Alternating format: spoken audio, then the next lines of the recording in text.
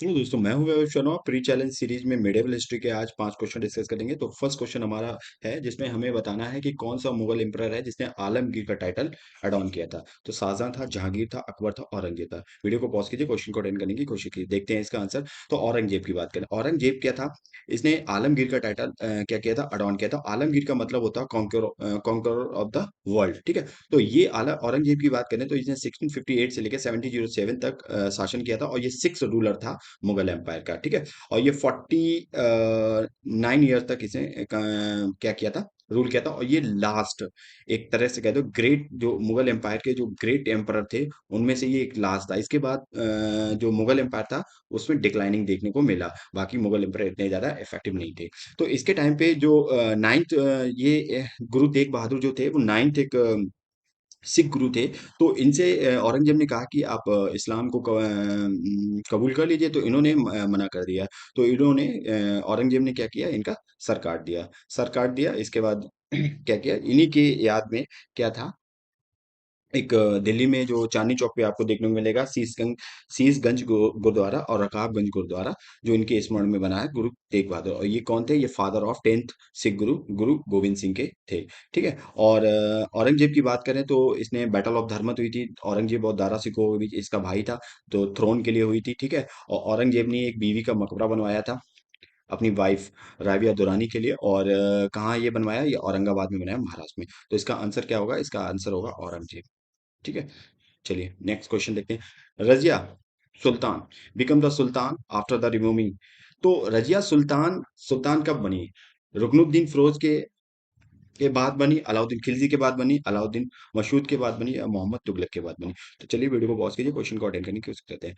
रजिया सुल्तान की बात करें तो 1230 से लेकर 1240 एडी में देखने को मिलती है। दिल्ली की पहली मुस्लिम वुमेन थी, फर्स्ट एंड लास्ट। इसके बाद कोई दिल्ली सल्तनत पे कोई भी ऐसा सुल्तान नहीं आया जो फीमेल हो, ठीक है। तो ये फीमेल पहली और लास्ट थी, ठीक है। इसके बाद करें, ये इल्तुतमिश की बेटी थी। लेकिन क्या था, ये इल्तुतमिश की डेथ के बाद इसको सुल्तान तो बनाया जा रहा था, बट क्या वहाँ की जो नोवेल्टी थी, जो नॉवेल थे, जो मंत्री थे, ठीक है, हाई रैंक के, उनको कबूल नहीं था कि वुमेन्स सुल्तान बने, ठीक है। तो इसलिए रजिया की जगह उसका भाई रुकनुद्दीन को बैठाला गया सुल्तान की कुर्सी पे 1236 में, ठीक है। लेकिन 1236 में इसको बैठाला गया। इसको फिर क्या हुआ कि अवध में अवध के अगेंस्ट रेवेलियन स्टार्ट हो गया। तो इसको वहां जाना पड़ा, और उसकी जगह फिर रजिया सुल्तान सुल्तान बनी, कहाँ की? दिल्ली सल्तनत की। तो रजिया जो सुल्तान थी वो सपोर्टर थी काफी ज्यादा, स्कॉलर्स की, पेंटर्स की, क्राफ्ट्समैन की, कल्चर की ज्यादा सपोर्टर थी, ठीक है। और उसने काफी ज्यादा schools, institutions, investigation centre, library भी बनवाई रिसर्च के लिए, कि कुरान पे, मोहम्मद साहब के ट्रेडिशन पे रिसर्च करने के लिए, ठीक है। ये सब रजिया सुल्तान के बारे में है। तो किसके बाद रजिया सुल्तान सुल्तान बनी? तो रुकनुद्दीन, उसका जो भाई था रुकनुद्दीन, उसके बाद। और रजिया सुल्तान, ठीक है। तो चलिए नेक्स्ट क्वेश्चन देखते हैं। नेक्स्ट क्वेश्चन है बैटल ऑफ टालीकोटा के बारे में। बैटल ऑफ टालीकोटा कब हुई? तो 1565 में हुई थी। अब पूछ रहा है कि यहाँ पे हारा कौन था, डिफीट कौन हुआ था? दिल्ली सल्तनत, विजयनगर एम्पायर, मुगल एम्पायर, या चोला एम्पायर? तो वीडियो को पॉज कीजिए, क्वेश्चन को अटेंड कीजिए, देखते हैं। बैटल ऑफ टालीकोटा 1565 में हुई थी, और ये किसके बीच में हुई थी? तो ये विजयनगर और डेक्कन स्टेट। डेक्कन स्टेट एक कंबाइंड आर्मी थी उनके पास, बीजापुर, अहमदनगर और गोलकुंडा, ठीक है। तो विजयनगर से कौन था? विजयनगर का जो रूलर था सदाशिव राया, लेकिन ये एक पपेट रूलर था।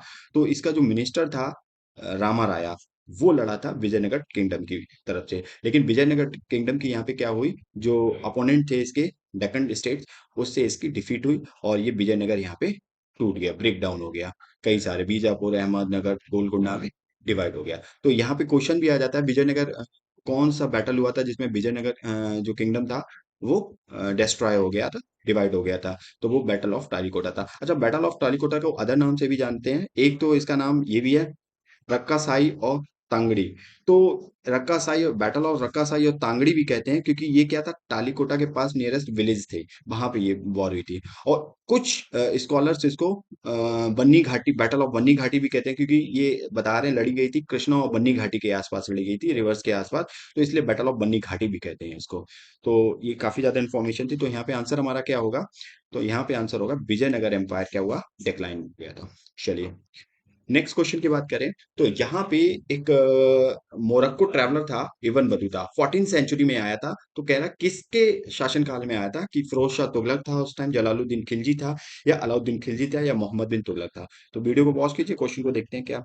इब्न बतूता की बात करें तो एक मोरक्को ट्रैवलर था, और ये सेंट्रल एशिया के थ्रू लैंड के थ्रू आया था। और ये 1333 में इंडिया पहुंचा। जब ये इंडिया आया उस टाइम इंडिया दिल्ली सल्तनत का पीरियड था, और दिल्ली सल्तनत में उस टाइम तुगलक डायनेस्टी चल रही थी। और तुगलक डायनेस्टी में कौन था, मोहम्मद बिन तुगलक उस टाइम कौन था, किंग था दिल्ली सल्तनत का। तो मोहम्मद बिन तुगलक का देखो ये टाइम पीरियड 1325 से 1351, ही वॉज द इम्प्रेस्ड।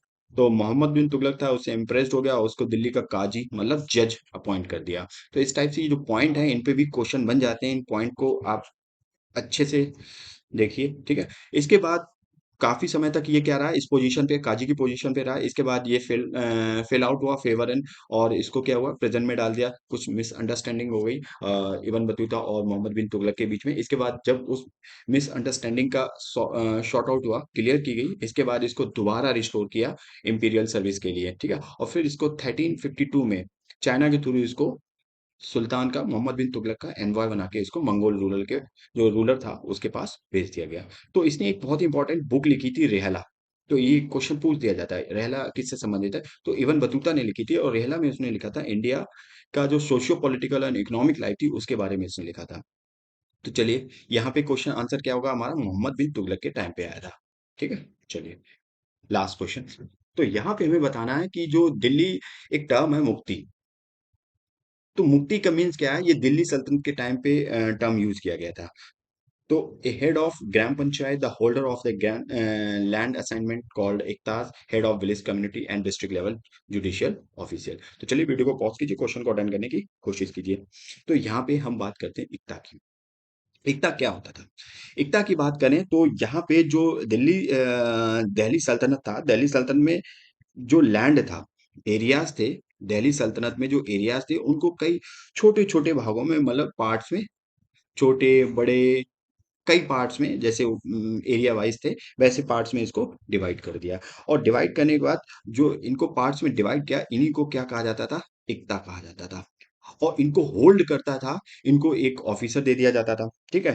तो कोई मतलब इनको काफी ज्यादा रिलायबल ऑफिसर होता था जो किंग का, उसको दे दिया जाता था।